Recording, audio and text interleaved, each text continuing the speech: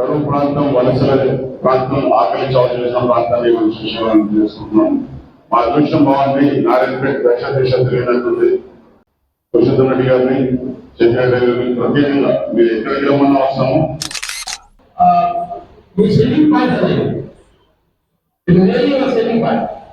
ఎందుకు చెప్తున్నా అంటే మీ ఎస్పీ ఇదే ఫరెవర్ 1,00,000 రూపాయలు ఖర్చు పెడితే 3 పంటలు మనం పండించుకోవచ్చు. ఎవరు కూడా డిపెండ్ కాకుండా.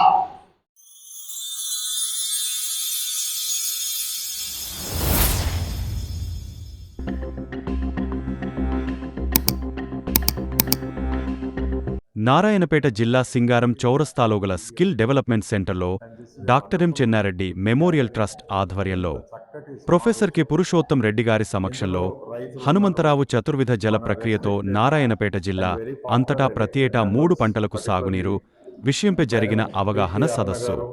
ఈ కార్యక్రమానికి ముఖ్య అతిథులుగా గౌరవ ఎమ్మెల్యే డాక్టర్ చిట్టెం పర్ణికరెడ్డి గారు మరియు పార్లమెంట్ సభ్యులు శ్రీమతి డికే అరుణ గారు, మాజీ ఎమ్మెల్యే ఎస్ రాజేందర్ రెడ్డి గారు, మాజీ డిసిసి అధ్యక్షులు కుంభం శివకుమార్ రెడ్డి గారు పాల్గొని ప్రసంగించారు.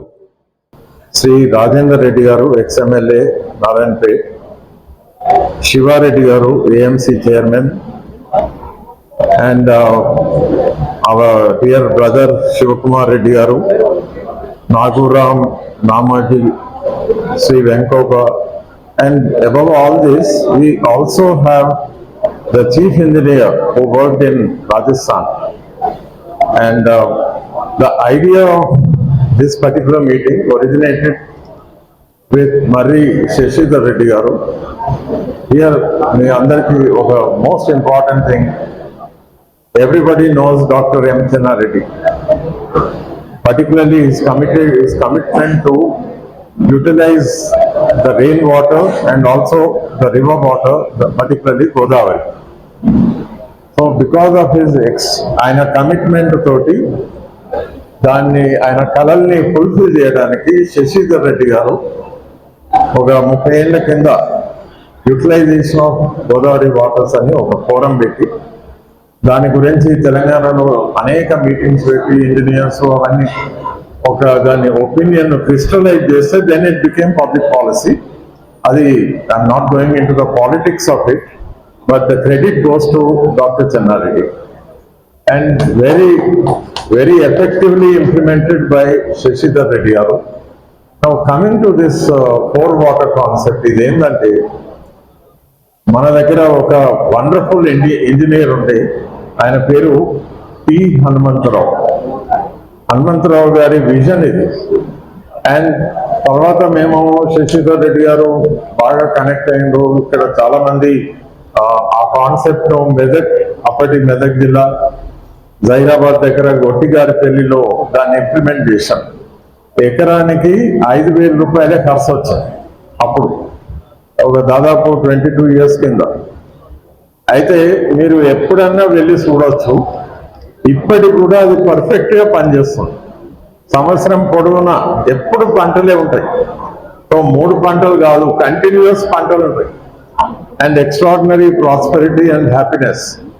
క్వశ్చన్ ఏంటంటే ఈ బిగ్ ప్రాజెక్ట్ ఆడేం ప్రాజెక్ట్స్ లేవు, కాలువలు లేవు, ఏం లేవు.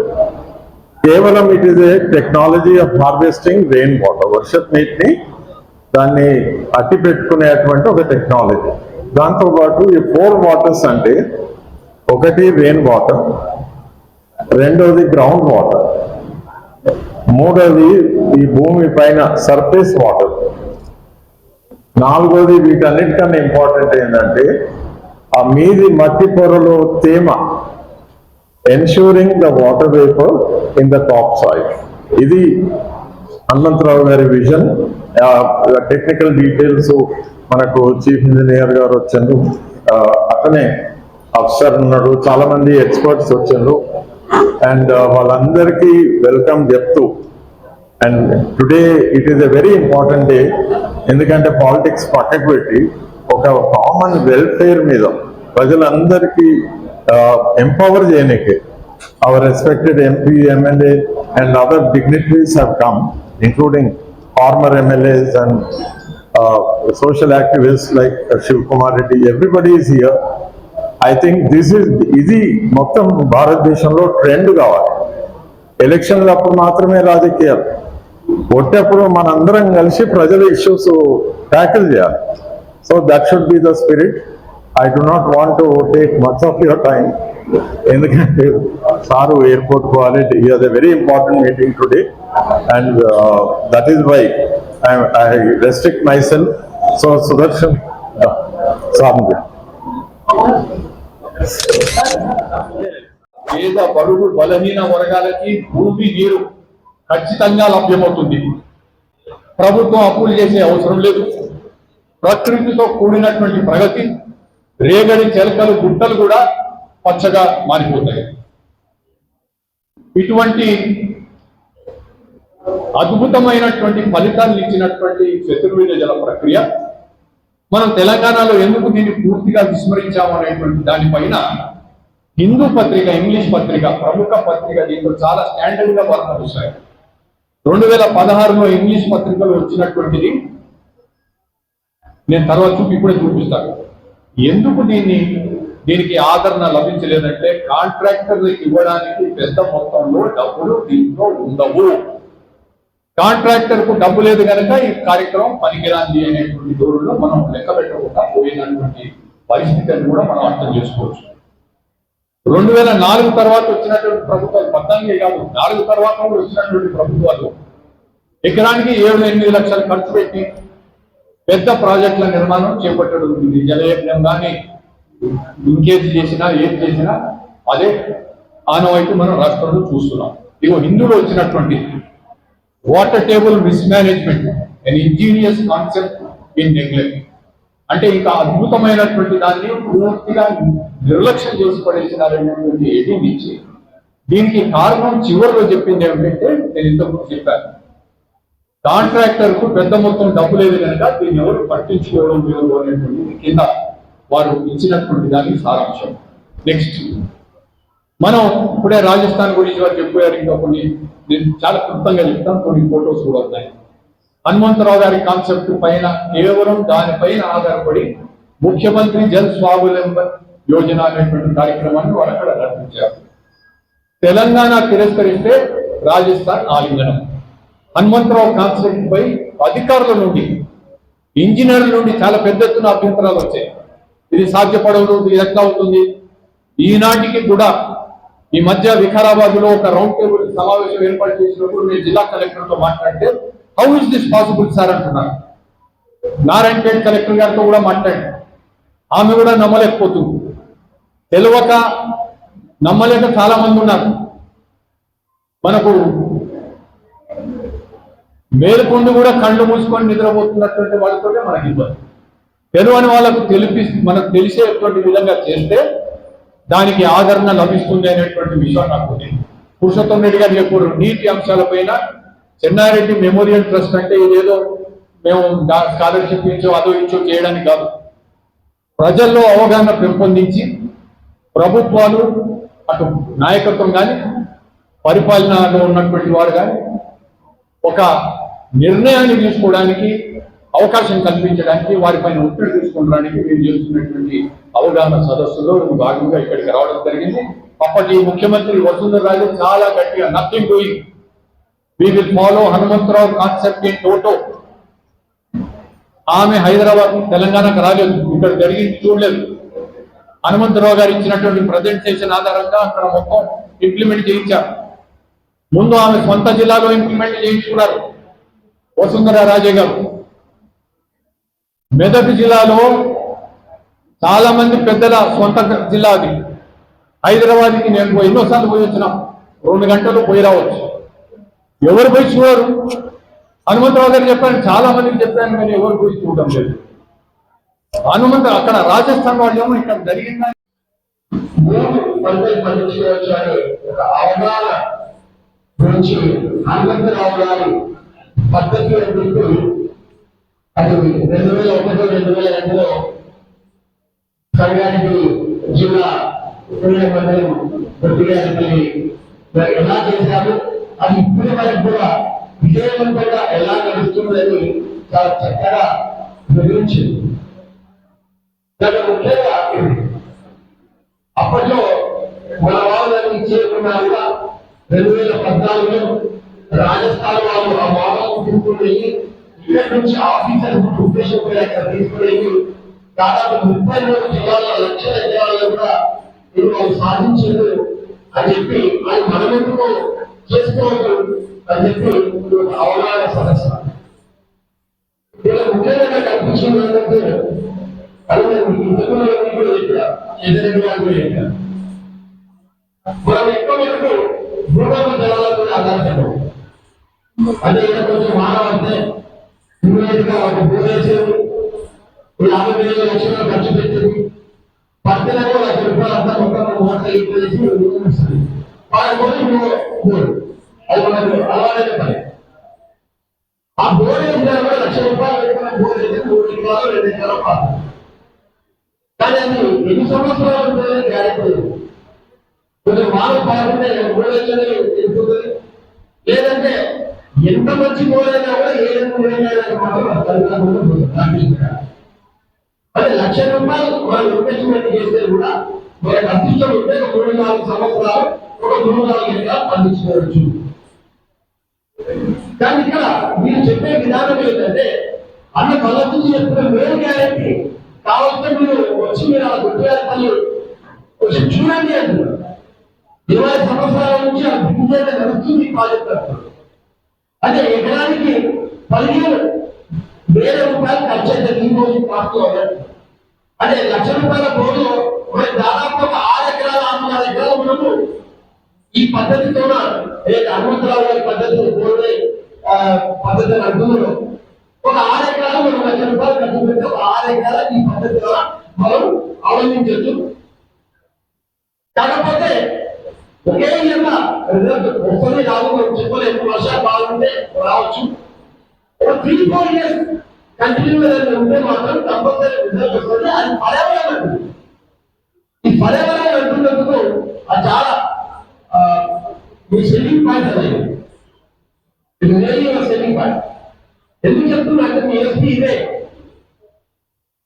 పర్యావరణం ₹1,00,000 ఖర్చు పెడితే 3 పంటలు మనం పండించుకోవచ్చు ఎవరిని కూడా డిపెండ్ కాకుండా దానికి ఎగ్జాంపుల్స్ ఎన్నో ఫోటోస్ చూపించిండు ఎన్నో దగ్గర వాళ్ళు ఏదో మీద చేసిన విధానాన్ని కూడా వాళ్ళు చూపించిండు అంతేకాకుండా ఇది ముఖ్యంగా ఏంటంటే మనం ఎన్విరాన్మెంట్ కాపాడతాం అంటే నీళ్లు వేస్ట్ గా పోకుండా మనం చేతిలో పడిన నీళ్ళను ఒడిసి పట్టుకొని అక్కడనే అది తేమ శాతం కావచ్చు లేకపోతే చెట్లు ఎక్కువ పెంచి ఆ తేమ శాతాన్ని గ్రహించేది కావచ్చు లేకపోతే స్థాయిక యోజనలు ఆపేది కావచ్చు రకరకాలుగా మనం ఎన్విరాన్మెంట్ కూడా మనం సహకరించిన వాళ్ళైతే మనం ప్రకృతిని కూడా రక్షించిన వాళ్ళైతే ఇది సస్టైనబుల్ ఎందుకంటే మీరు ఎప్పుడు వస్తారో తెలియదు ఎప్పుడు రావాలో తెలియదు ప్లస్ మన జిల్లా మొత్తం కూడా ఈ ప్రాజెక్ట్ మనం చేస్తే దాదాపు 525 కోట్ల ద్వారానే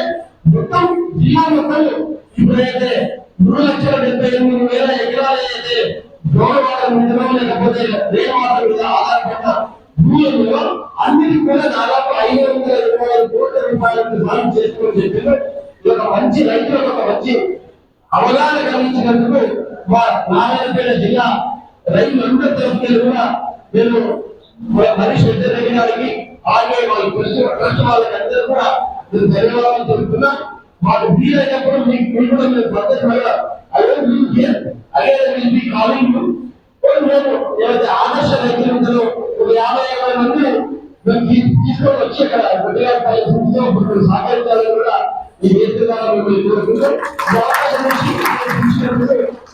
కూడా ముఖ్య అతిథి వచ్చిన అభిమ గారికి స్థానిక ఎంపీ గారికి అదేవిధంగా స్థానిక ఎమ్మెల్యే కవి గారికి మాజీ ఎమ్మెల్యే ఎస్ఎల్డి గారికి మాజీ చైర్మన్ శివాజీ గారు నివసించిన కోసం ఉదయమైనటువంటి అలాగే సభను ఈ రోజున సాఫల్యం చేసుకొని దాదాపు 1,30,35 ఎకరాలు ఈరోజు కళ విజయం చేసుకొని ఈరోజు ముఖ్యమంత్రి రేవంత్ రెడ్డి గారు శాంక్షన్ చేసిన వాటి ప్రాంతంలో 1,30,000 ఎకరాలకి మోస్ట్ ఎకనామికల్ ప్రాజెక్ట్ గా జరుగుతుంది. 8 లక్షలు 16 లక్షలు అడ్డుగోల కాంట్రాక్టింగ్ వర్క్ చేసిన ప్రాజెక్ట్ లో 45 రోజుల ఎలక్షన్ అయిన తర్వాత కంప్లీట్ జిల్లాలో ఉన్న అందరూ ఇరిగేషన్ అధికారులతో హైదరాబాద్ కూర్చొని డిజైన్ లో పార్టిసిపేట్ చేసి కేవలం 3 లక్షల రూపాయల లోపు 10 ఎకరాలకి వచ్చేలా నదీ ప్రవాహ ప్రాంతం అగ్రేరియన్ రైట్స్ మా జలాలు మా భూమిలో నుంచి పోతుంటా మాకు జలాలు రాకుండా సందర్భంలో ఈ రోజున 4,000 కోట్లతో ముఖ్యమంత్రి శాంక్షన్ చేసిన కరువు ప్రాంతం వలసల ప్రాంతం ఆకలి చౌక చేసిన ప్రాంతాన్ని మనం శిశువులను చేసుకుంటున్నాం. మా అదృష్టం బాగుంది. నారాయణపేట దశ తిరిగినట్టుంది అన్న. ఇప్పుడు మీకు చెప్పినట్టు మళ్ళీ ఇంకో 8,000 ఎకరాల నుంచి 1,00,000 ఎకరాలు ఏదైతే పై ప్రాంతాలు ఉన్నాయో అంటే మీకు వచ్చిన చెరువుల ద్వారా తెలిసిన ప్రాంతాల్లో మీ ప్రశ్నించి మీరు ప్రత్యేక శ్రద్ధ తీసుకున్నందుకు అలా ఖచ్చితంగా చెప్తున్నాము. మిమ్మల్ని ఎట్లయితే జియో6 కలబడి తెచ్చుకున్నామో మిమ్మల్ని అన్ని కూడా సర్వం మీ అన్ని కూడా మా ఆశీర్వాదం ఇది. ఆ 1,00,000 ఎకరాలకి ఖచ్చితంగా నారాయణపేటకి రావాలని ఈ రోజు వచ్చి కాలు పెట్టినట్టు మిగతా 1,00,000 ఎకరాలు దాంట్లో భాగంగా పురుషోత్తం రెడ్డి గారిని సెక్రటరీ గారిని ప్రత్యేకంగా మీరు ఎక్కడికి రమ్మన్నా వస్తాము. హనుమంతరావు గారు చెప్పిన చతుర్విధ నీటిని వాడుకోవడం దాని గురించి మనం ఇంతసేపు మాట్లాడుకున్న ఒకటే ఒక ఎగ్జాంపుల్ దొరికింది. అట్లాంటిది నారాయణపేట జిల్లాలో ఎక్కడ చేసినా కూడా కనీసం 100 యూనిట్లు ఎక్కడ చేస్తున్నారో మాటిస్తూ అన్ని కళలు సహకరిస్తూ ఈ కళని సాఫల్యం చేసుకుంటాం. మళ్ళీ ఒకసారి ప్రత్యేక ధన్యవాదాలు నారాయణపేట వచ్చి మాకు అవకాశాన్ని ఆధారాన్ని కల్పించినందుకు. ఖచ్చితంగా ప్రభుత్వం తరఫున కూడా దీనికి సరిపడా ఫండ్స్ తీసుకోవాలి. మ్యాచింగ్ గ్రాంట్స్ పెట్టారు. ఎంపీ గారు ఉన్నారు, మా డైనమిక్ అరుణ గారు, వారు కూడా ఇప్పుడే చెప్పారు 60% మ్యాచింగ్ గ్రాంట్ ఇస్తే 84% ఎన్విరాన్మెంట్ తీసుకొచ్చని కలిసి పని చేసి స్థానిక ఎంపీ గారిని ఎమ్మెల్యే గారిని కలిసి పని చేసి ఈ ఫండ్స్ అన్ని కూడా ముందు నారాయణపేట చేసుకొని సపోర్ట్ చేస్తున్నాం. ఈ అవకాశం ఇచ్చిన ప్రజలు కూడా ధన్యవాదాలు. ఈ అవగాహన సదస్సు ఏర్పాటు చేయడానికి మరిశేశ్వర రెడ్డి గారు కంటిన్యూస్ గా ఫోన్ చేసి అమ్మ ఇట్లుంది చేద్దాము అని కంటిన్యూస్ గా దాని గురించి రిపోర్ట్స్ అనేది పంపించారు. అంకుల్ ఫస్ట్ మీకు ప్రత్యేకంగా ధన్యవాదాలు ఇక్కడికి వచ్చినందుకు.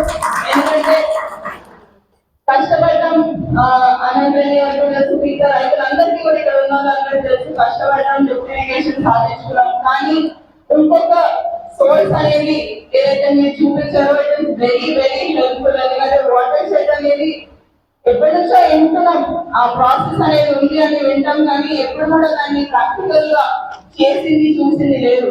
ఎందుకంటే ఇప్పుడు ప్రత్యేకంగా మీరు ప్రెజెంటేషన్స్ ఇవ్వడంతో ఏ విధంగా అయితే రాజస్థాన్ లో దాన్ని ఎంత సఫలంగా కొనసాగిస్తుందో అదే విధంగా సంగారెడ్డిలో కానీ మెదక్లో కానీ అదంతా ప్రాజెక్ట్ సక్సెస్ అనేది మీరు చూపిస్తున్నారు. చాలా సంతోషం. తప్పకుండా మా నారాయణపేటకి కూడా డ్రిప్ ఇరిగేషన్ తో పాటు ఏదైతే ఎకరాలు కవర్ కావట్లేదు ఆ ఎకరాల వరకు కూడా ఈ ప్రాజెక్ట్ అనే ఒక పైలట్ ప్రాజెక్ట్ గా టేకప్ చేసి రైతులందరికీ కూడా ఇంకా అవగాహన సదస్సులు ఏర్పాటు చేసి దీన్ని ముందుకు తీసుకొని వెళ్దాం. తప్పకుండా ప్రభుత్వం తరఫున ఏవైతే అవసరాలు ఉన్నాయో ఏవైతే యూరియా తప్పకుండా దానికి మనం సహకరిస్తాం. ఎందుకంటే రైతుల కోసం అంటే మా ప్రభుత్వం అయినా కానివ్వండి మీరు ముఖ్యమంత్రి గారు ఆల్రెడీ డిస్కస్ చేసిందని చెప్పినందుకు ముందు తప్పకుండా దాని డిస్కషన్ కూడా ముందుకు తీసుకొని వెళ్ళడానికి సహకరిస్తామని మీ అందరూ కూడా తెలియజేస్తూ ఇంతసేపు చాలా ఓపిక చాలా మంది దేశంలో ఎక్కువ సమయం తీసుకోవడం ఒకటే రైతులందరినీ కూడా కోరేది ఇది మనకి ఏదైతే విధానం మనకి వాటర్ షెడ్ అనేది చెప్తున్నారు ఇది మనకి ఎక్కడ కూడా కొత్త అని అనదు. ఎందుకంటే వాటర్ సేవింగ్ అనేది మనం ముందు నుంచి కూడా చేస్తాం. ఇంట్లో కానివ్వండి ఇప్పుడు రెయిన్ వాటర్ హార్వెస్టింగ్ అని మాట్లాడతాం. That is nothing but it is a part of this watershed what we are doing for agriculture. So ఆ విధానాన్ని మనం ప్రతి ఒక్క రైతుగా వాళ్ళ పొలాలలో ఎట్లా ఇంప్లిమెంట్ చేయాలనేది వాళ్ళ సొంతంగా చేసుకున్నట్లయితే ఇంకా దీనికి ఏదైతే ఎక్సెస్ ఇన్ఫర్మేషన్ అనేది ఉందో దాన్ని ప్రాపర్ గా ఎలా చేయాలనేది గైడ్ చేయడానికి మనకి ట్రస్ట్ ద్వారా మీరు ఉన్నారు. అండ్ రైతుగా అందరికీ కూడా కోరేది ఒకటి ఇది తప్పకుండా ఒక్కసారి ఆలోచించండి. ఎందుకంటే ఆలోచించడంతో మన పక్కులు మారుతాయని నేను ఆలోచిస్తున్నాను. ఎందుకంటే ఎప్పుడు కూడా కష్టాలే చూసినాం. ఇప్పటి నుంచి మంచి పంటలు మంచి పొలాలు చూస్తున్నాం. సో తప్పకుండా మీ అందరూ కూడా దీని మీద దృష్టి పెట్టాలని కూడా కోరుకుంటూ నాకు ఈ అవకాశం ఇచ్చినందుకు ప్రతి ఒక్కరికి ధన్యవాదాలు తెలుపుకుంటూ సెలవు తీసుకుంటున్నాను. చూసినారంటే అన్నది ఇది ఈ రోజు ఇప్పుడు వచ్చినటువంటిది కాదు.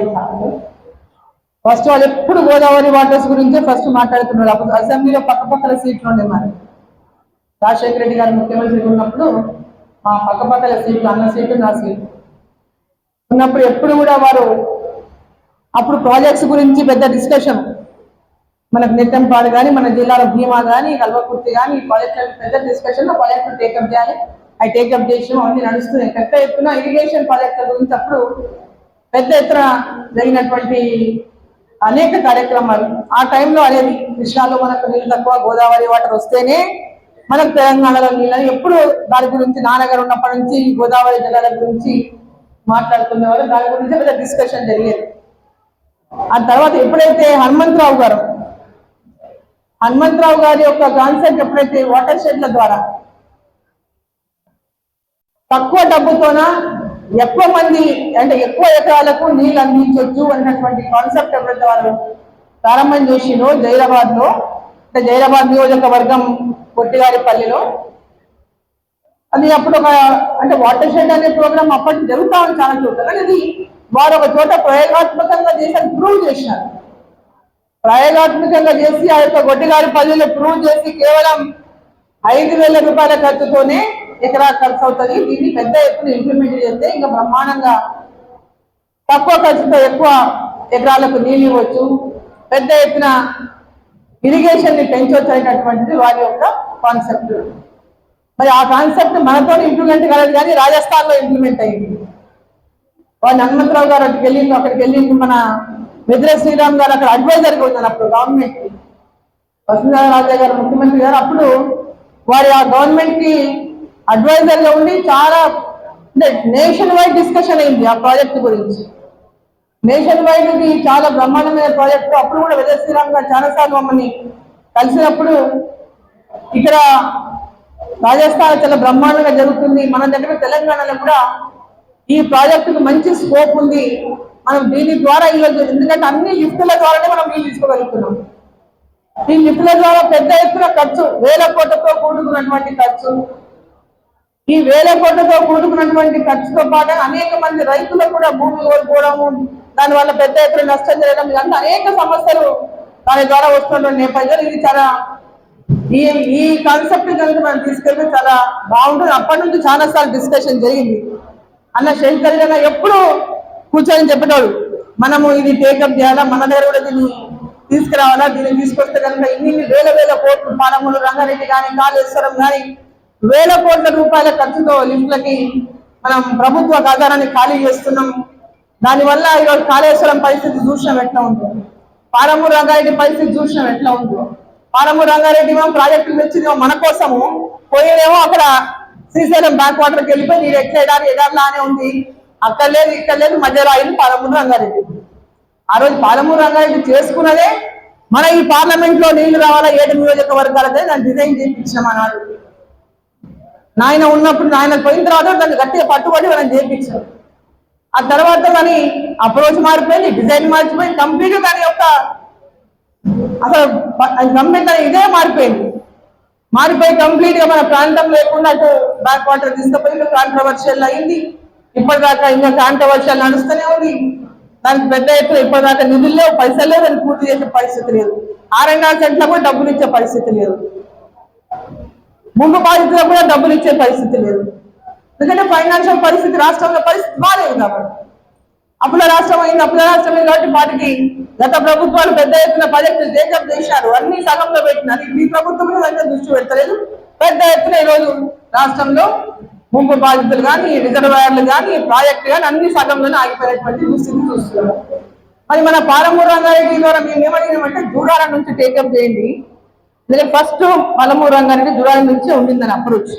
సో ఈ మహబూబ్నగర్ పార్లమెంట్ వరకు అది పాలమూరు రంగారెడ్డి తీసుకున్నారు ఫస్ట్. దీనికి మళ్ళీ ఇక్కడ టేకప్ చేయండి, అక్కడి నుంచి నీళ్ళు రావు, అది కంప్లీట్ డౌన్ పోయి పైకి ఎక్కాలంటే అసలు సాధ్యమే కాదు.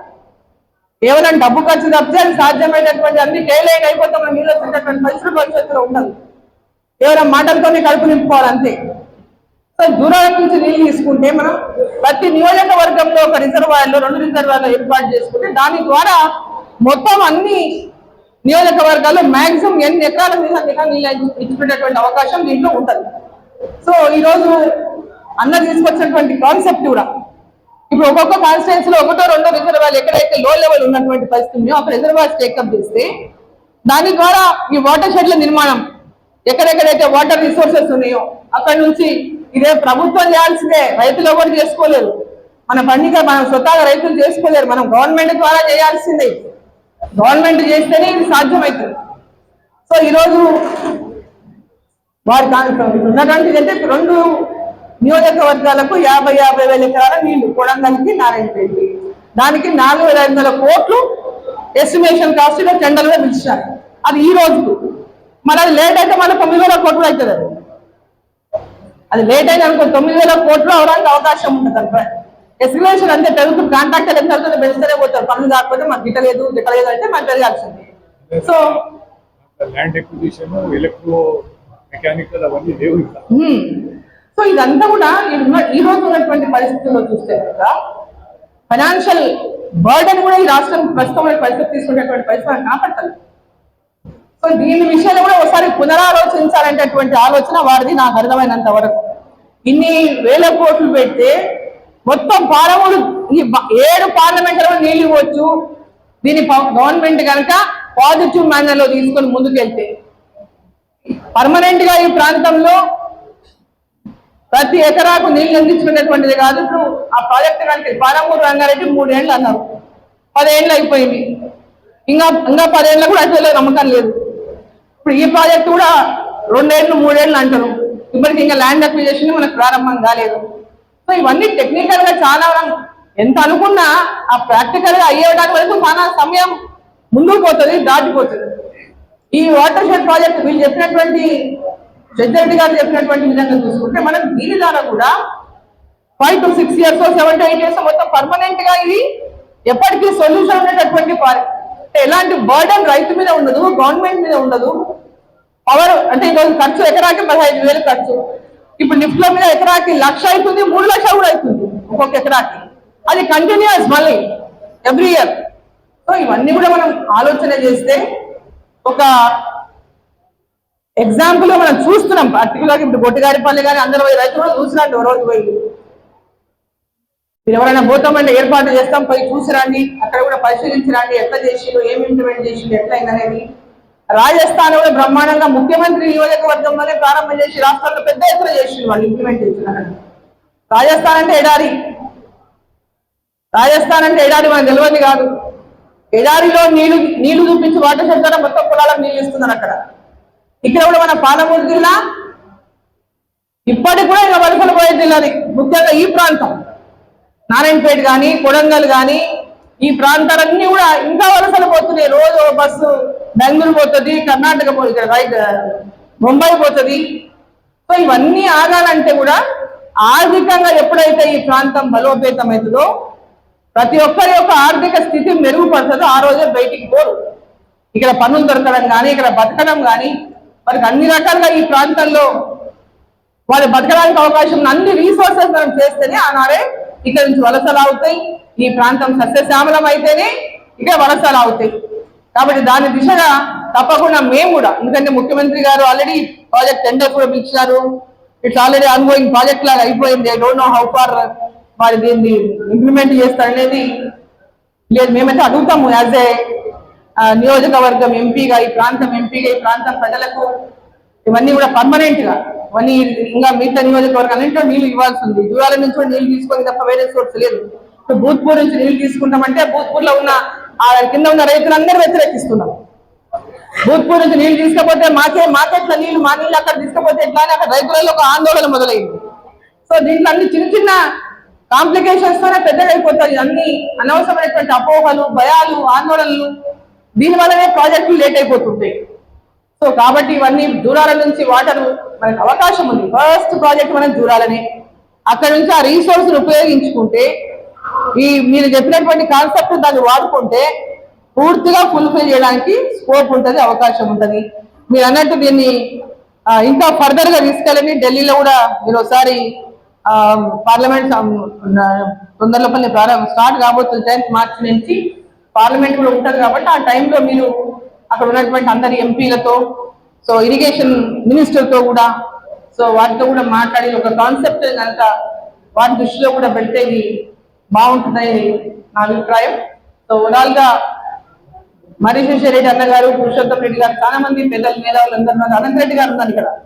అనంత్ రెడ్డి గారు ఈ ప్రాంతంలో అనేక ఉద్యమాలు ఉన్న చాలా మంది ఈ నీళ్ల కోసం పోరాటాలు చేసిండు, 69 జీవో కోసం పోరాటాలు చేసిండు. నాగరావు రామోజీ కూడా ఉండు, ఆయన లేడు ఈరోజు, ఆయన శ్రీలంక పోయిండు. సో ఇక్కడ చాలా మంది రైతులు నీళ్లు రావాలని, ఆ ప్రాజెక్టు రావాలని అనేక పోరాటాలు చేసిండు. సో ఇవన్నీ కూడా ఫుల్ఫిల్ కావాలి, రైతుల ఆకాంక్షలు ఫుల్ఫిల్ కావాలి, మా ప్రాంతం సస్యశ్యామలం కావాలి, మా రైతులందరూ కూడా వాళ్ళ పొలాల్లో వాళ్ళు సేద్యం చేసుకొని బతకాలి, ఇంకా బతకడానికి బొంబాయికో బెంగళూరుకో పోకూడదు అనేటువంటి ఆలోచనతోనే మేము ఉన్నాం ఇక్కడ. రాష్ట్ర ప్రభుత్వంతో కూడా, ముఖ్యమంత్రి గారితో కూడా మొన్ననే కూడా మాట్లాడుకుంటూ విన్నపం చేసాం. ఇరిగేషన్ ప్రాజెక్టుల కోసం రివ్యూ చేయాలని మాట్లాడినాం, మొన్న కూడా మాట్లాడినాం. దానికి కూడా వారు అనుకూలంగా ఉత్తమ్ కుమార్ రెడ్డి గారు కూడా మీతో మాట్లాడుతూ ఉన్నారు, రివ్యూ అడిగారని చెప్తారన్నారు. తప్పకుండా రివ్యూ చేస్తాం, అప్పుడు కూడా ఈ విషయాన్ని తప్పకుండా వారి దృష్టికి తీసుకెళ్తాం. మీరు కూడా ఇరిగేషన్ శాఖ మంత్రి ఉత్తమ్ కుమార్ రెడ్డి గారు మనకేం కొత్త కాదు, మీకు కొత్త కాదు, మనకు కొత్త కాదు, మాట్లాడండి, వారితో కూడా మాట్లాడి ఈ యొక్క విషయాన్ని వారి దృష్టిలో కూడా తీసుకెళ్లాల్సినటువంటి అవసరం ఉంది. అలాగే స్థానిక శాసనసభ్యురాలు కూడా ఈ రోజు జరిగినటువంటి అంశాన్ని వారి దృష్టికి తీసుకెళ్తే ఈ ప్రాంతానికి కూడా పెద్ద ఎత్తున ఉపయోగపడుతుంది. ఇరిగేషన్ శాఖ మంత్రి గారి దృష్టికి, ముఖ్యమంత్రి గారి దృష్టికి, మరి ఈ ప్రాంతం శాసనసభ్యురాలుగా తను కూడా బాధ్యత తీసుకొని మరి ఈ యొక్క కాన్సెప్ట్ ను ప్రభుత్వం దృష్టికి తీసుకెళ్లాలని చెప్పి నేను కోరుతున్నా. నేను కూడా నా ద్వారా వారి దృష్టికి తీసుకెళ్తానని చెప్పి సందర్భంగా తెలియజేస్తూ, మరి ఈ యొక్క ఇంత పెద్ద ఎత్తున ప్రజెంటేషన్ ఇచ్చి ఇక్కడ ఉన్నటువంటి రైతులందరికీ ఒక అవగాహన కలిగించినటువంటి మర్రి రెడ్డి అన్న గారికి, మరి వారి టీం పురుషోత్తం రెడ్డి గారికి, వారి టీంకి అందరికీ కూడా నా యొక్క హృదయపూర్వక ధన్యవాదాలు తెలియజేస్తా ఉన్నా. అన్న అడిగి నన్ను నారాయణపేట పెట్టాలని, నారాయణపేట పెడదాం మా మీటింగ్ అక్కడ ప్రాజెక్ట్ చేస్తున్నారు అంటే ఖచ్చితంగా పెట్టాలన్నా చాలా అవసరం. నారాయణపేట పెట్టండి, మీరు రాండి, తప్పకుండా అందరూ పార్టిసిపేట్ చేస్తారని చెప్పారు. సో నారాయణపేట ఈరోజు మేము సమావేశం ఏర్పాటు కావడం, దీనికి అందరూ కూడా రైతులు పెద్ద ఎత్తున, మరి ప్రజెంట్ పాస్ట్ ఎమ్మెల్యేస్ కూడా దీంట్లో పాల్గొనడం, ఇక్కడ ఇంతకుముందు ఇక్కడ ఉన్న ఉద్యమంలో పాల్గొనేటువంటి రైతులు కానీ అందరూ కానీ పాల్గొని మరి ఈ యొక్క సమావేశాన్ని సక్సెస్ఫుల్ చేసినందుకు మీ అందరికీ కూడా ధన్యవాదాలు తెలియజేసుకుంటూ, ప్రతి ఒక్కరికి ధన్యవాదాలు తెలియజేస్తూ భారత్ మాతాకి